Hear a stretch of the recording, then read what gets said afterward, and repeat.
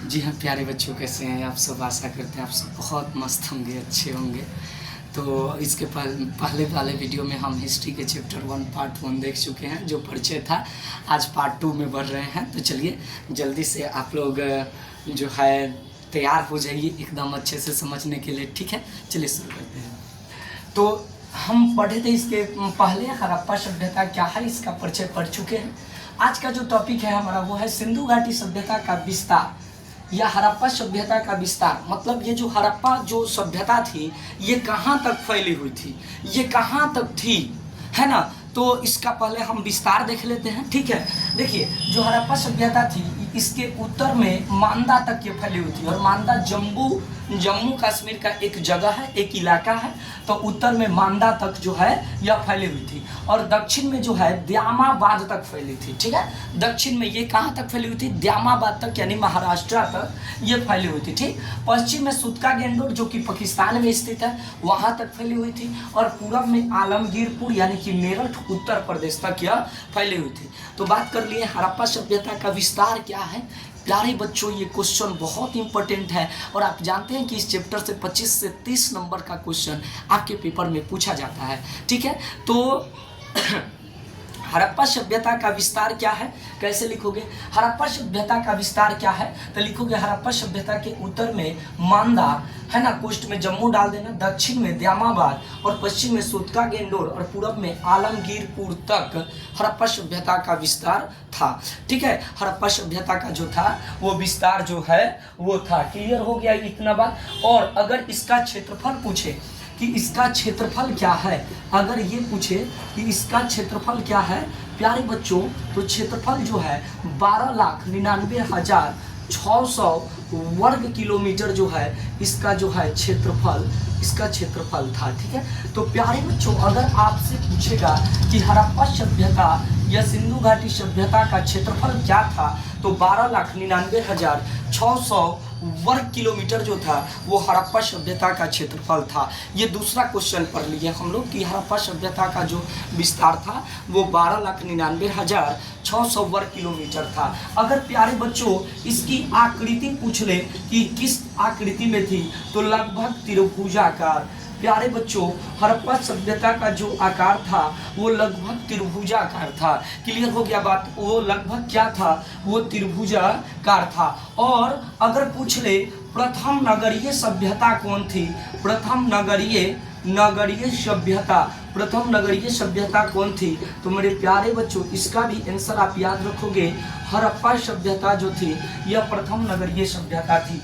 अगर बच्चों आपसे पूछ ले सघन सभ्यता अर्थात सबसे सघन सभ्यता कौन थी बच्चों, तो आप इसका भी आंसर याद रखोगे, हड़प्पा सभ्यता ही थी। क्लियर हुआ बात। ये वो कौन थी जी, वो हड़प्पा सभ्यता ही थी, ठीक है। तो हड़प्पा सभ्यता के बारे में आपने ये महत्वपूर्ण जानकारी जो है आपने लिया, हड़प्पा सभ्यता के जो है बारे में ये लिया, ठीक है। और ये किन किन मुख्य देशों में था, ये किन किन मुख्य देशों में फैला हुआ था हड़प्पा सभ्यता, तो आप याद रखोगे भारत, आप याद रखोगे भारत, दूसरा देश आप याद रखोगे पाकिस्तान, और तीसरा याद रखोगे अफगानिस्तान, है ना, अफगानिस्तान, है ना। ये 3 देशों में जो था हड़प्पा सभ्यता का विस्तार था। अब पूछेगा कि 3 वैसे कौन से देश हैं जहाँ पे हड़प्पा सभ्यता का विस्तार था, तो भारत, पाकिस्तान और अफगानिस्तान। आपसे पूछेगा कि प्रथम नगरीय सभ्यता कौन थी, तो हड़प्पा सभ्यता, आकृति लगभग त्रिभुजाकार और क्षेत्रफल 12,99,600 वर्ग किलोमीटर। तो ये हड़प्पा सभ्यता के बारे में महत्वपूर्ण जानकारी हम लोग लिए। अब एक इम्पॉर्टेंट क्वेश्चन आ रहा है आपके सामने, एक महत्वपूर्ण क्वेश्चन आ रहा है ना। जरा देख लिया जाए उस क्वेश्चन को, ठीक। कार्बन 14 पद्धति क्या है, ठीक है। कार्बन 14 पद्धति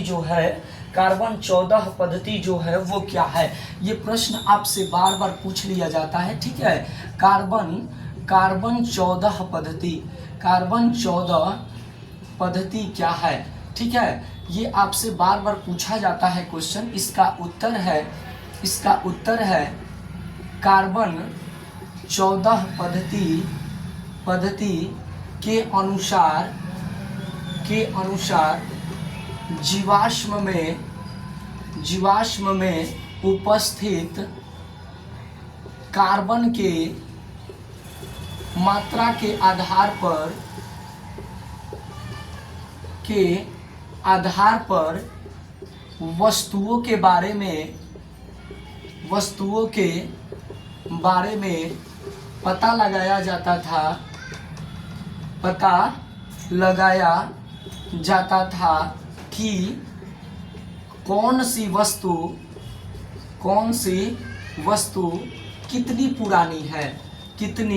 पुरानी है ना।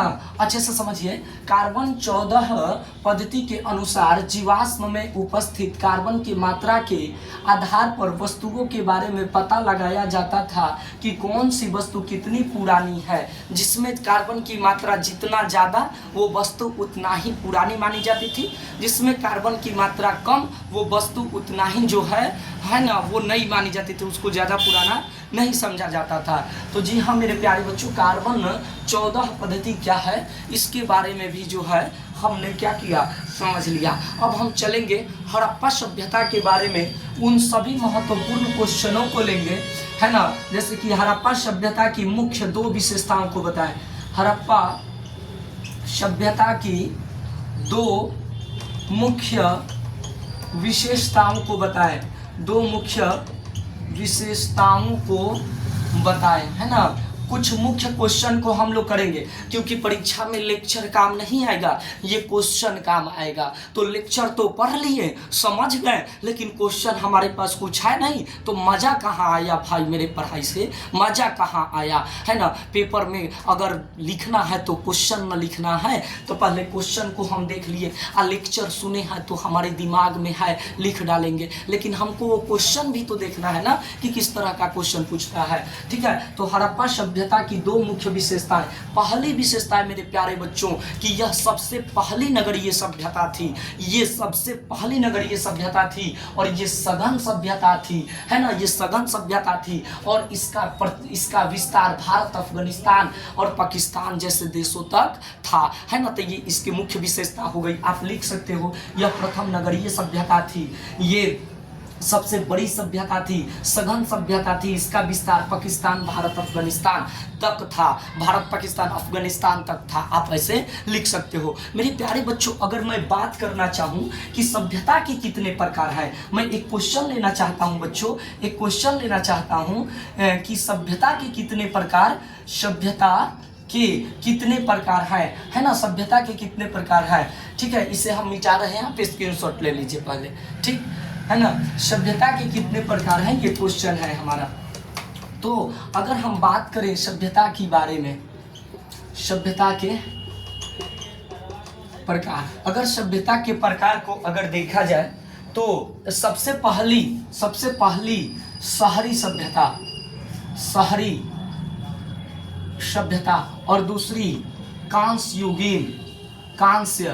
युगीन सभ्यता। ठीक है, कांस्य युगीन सभ्यता। ठीक है, ये सभ्यता के प्रकार में हम देख रहे हैं, शहरी सभ्यता और कांस्य युगीन सभ्यता।